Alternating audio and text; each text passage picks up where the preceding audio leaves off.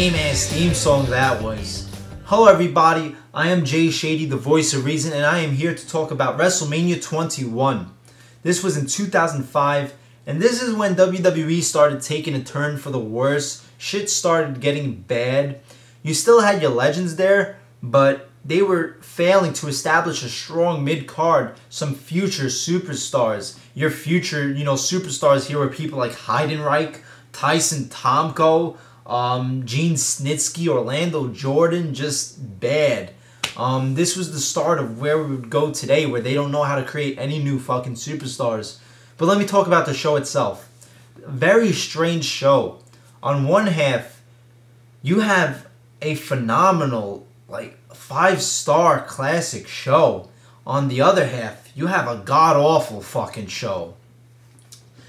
The first half of this show is a 10 out of 10, or at least a 9.5 out of 10, but the second half is like 3 out of 10 or 4 out of 10. It's just total opposites. It's so weird. I will say this WrestleMania has the greatest undercard in WrestleMania history. You can also argue the point that this has the greatest undercard in the history of any wrestling show. I mean, this is fucking phenomenal. It's insane. Your undercard of WrestleMania 21 is stronger than your whole card of WrestleMania 29. The undercard of this show has more star power than all of WrestleMania 29. Listen to these matches in your undercard. Rey Mysterio versus Eddie Guerrero. Money in the Bank match with Edge, Chris Jericho, Shelton Benjamin, Benoit, Christian, and Kane. The Undertaker versus Randy Orton. And Kurt Angle versus Shawn Michaels. And I repeat, those matches are your undercard matches, not your main events. You have Undertaker versus Randy Orton, your third match on the card. I mean, holy shit. This is easily the greatest WrestleMania opening ever. And the first 2 hours of the show are fucking gold. If the second half of the show could have at least been half as good as the first half of the show as your undercard, I mean, this would be one of the greatest WrestleManias of all time. And if it could be as good as your undercard, it would be the greatest WrestleMania of all time.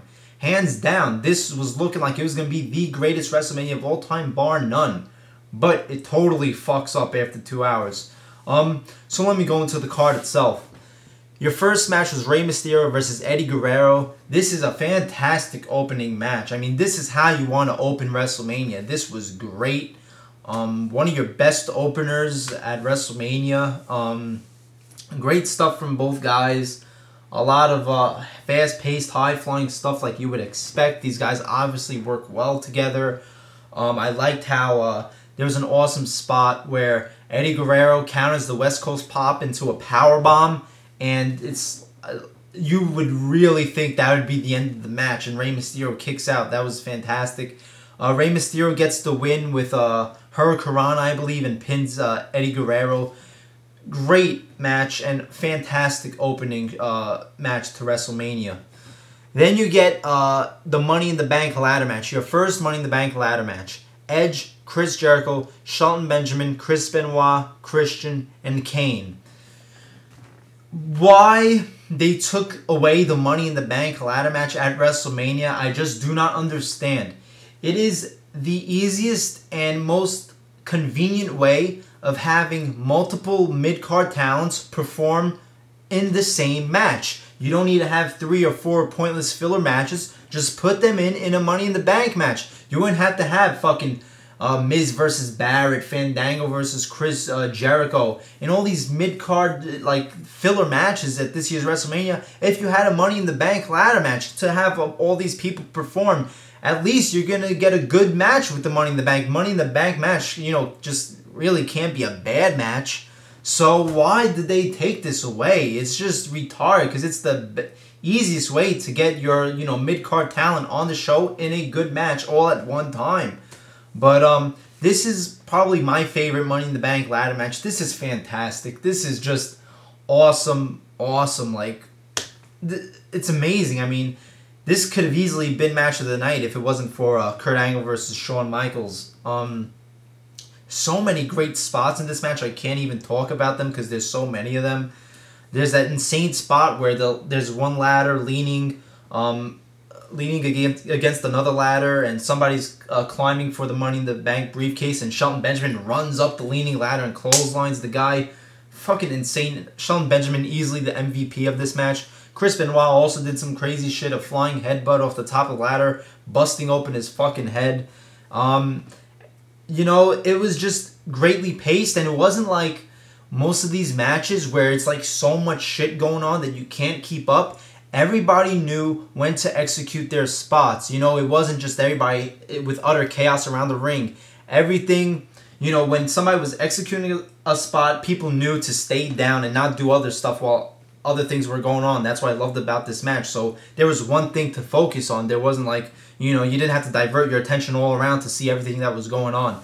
This was fantastic. Edge wins the Money in the Bank briefcase. This is the start of my greatest run for Edge, the Rated R Superstar era with him and Lita, you know, having sex. This is fantastic stuff. And a great cash-in, my favorite cash-in, when he cashes in on John Cena at New Year's Revolution. Fucking love that cash-in. Came out of nowhere and finally ended fucking John Cena's reign. So yeah, great, fantastic match. Then you get The Undertaker versus Randy Orton. And this is another great match. It's amazing, this fucking undercard. It really is. Great match. One of Undertaker's best WrestleMania matches. And, you know, a really good match from Randy Orton here. There was a great spot. And in this match, before I'd say, this match made sense where you would think that the streak might end. Because at this time, Randy Orton was getting booked as the Legend Killer. So, you know, killing the streak, killing The Undertaker, that would have made sense. But a great spot where Undertaker's going for a chokeslam. He lifts him up and Randy Orton reverses it into an RKO. You know, you really thought it was going to end right there. Like, if the streak ever looked like it was going to end, it looked like it was going to end right there. And he kicks out, of course, wins it with a tombstone pile driver, I believe, and the streak continues. Great, great match. Then you get your Women's Championship match, Trish Stratus versus Christy Hemme.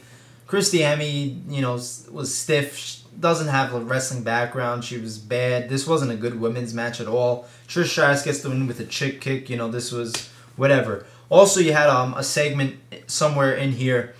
Eugene comes out, and then Muhammad Hassan and Daivari come out, start beating up Eugene, and then Hulk Hogan comes out. The place fucking erupts. Hulk Hogan beats up Muhammad Hassan and Daivari. He was just inducted into the Hall of Fame the night before. You know, it makes sense because Hulk Hogan is like Americana for America, beating up, you know, the Muslims or the Muslims. You know, saving America. This was a really good I don't want to say promo, but this was a really good segment with Hulk Hogan. The crowd was fucking ballistic for this, so I thought this segment was awesome. Then you get Kurt Angle versus Shawn Michaels, match of the night easily. You know, it's crazy. Even though I've seen these matches before and I know who wins, and in some cases I've seen these matches so many times, still, I'm so invested and so on the edge of my seat and just at a loss of breath where I'm like, you know, when like Kurt Angle does the angle slam to Shawn Michaels off of the top rope and he's pinning Shawn Michaels, I know that he doesn't beat him there, but I'm like, come on, kick out, because it's just like, I don't know, it's just so insane and exhilarating and fantastic, and I'm so invested, and it's like, I'm more invested in who's going to win this match, even though I know who's going to win, than in Raw matches or your pay-per-view matches today. It's like Miz versus Barrett. I don't give a fuck who wins. I don't care who kicks out of whatever. It's like, okay, just end the match. But here, even though I know the conclusion of this match, I'm still wondering what's going to happen. Will he kick out? Will Shawn Michaels tap out or break out of the ankle lock? You know, it's just crazy how great this shit was that even 10 years later, you could still watch this match and make believe it's your first time. But yeah, this match is fantastic. It goes on for almost a half an hour. That's, you know, you could make the argument that these are the two greatest in-ring workers of all time. Yeah, these guys are the best of the best, you know. Such great spots here, like I said, with Kurt Angle doing the angle slam off the top turnbuckle. I mean, who thought that Shawn Michaels could kick out of that, but he does, and it's like, holy fucking shit. You had some great spots with Angle keep on going for the ankle lock and Shawn Michaels keep on trying to get out of it. Shawn Michaels doing a sweet chin music out of nowhere. I'm not trying to steal the Randy Orton out of nowhere RKO, but this was literally a sweet chin music out of nowhere. Awesome spot where Kurt Angle's laying on the announce table. Shawn Michaels does a springboard off of the ropes onto the announce table. Fucking amazing. It ends. Fantastic fucking ending. Kurt Angle has the ankle lock on Shawn Michaels, and it takes Shawn Michaels like 2 minutes, and he's like crying in pain, screaming in agony, just trying desperately to break out of it. But Kurt Angle will not break the hold, and Shawn Michaels is about to tap, then he stops, and he tries to get out of it again. He's like pulling his hair out, and then he finally taps. It was like fucking one of the best endings you'll ever see. Just so real, like him being in the ankle lock for 2 minutes, trying desperately to get out of it, then finally giving up. This was a fantastic match. Oh my god, this was bellissima, fucking beautiful. Great match. And then this is where your show turns to fucking shit. It's a shame because, like I said, every fucking thing was fantastic except for your women's match, but it's a women's match. What do you expect? But here we go. You get Piper's Pit with Roddy Piper. He brings out Stone Cold, and it was great seeing Stone Cold and Roddy Piper doing a segment together. I don't think that they ever like did a segment together previously to that point. So it was good seeing them work together, but this went on way too long. You had Carlito come out. Carlito starts dissing both guys. It ends with Stone Cold stunnering both guys, but it went on for like 15 minutes. It was if it was just Stone Cold and Roddy Piper doing a little segment for 5 minutes, it would have been fantastic. But Carlito coming out and just way too long and really, destroyed the pacing of the show. Then you got the fucking, what the fuck were they thinking? Aki Bono versus the Big Show in a sumo match. This was fucking horrible. I mean, this was bad and just disgusting and nasty. Like two fat 500-pound guys in fucking thongs with their ass hanging out. What the fuck?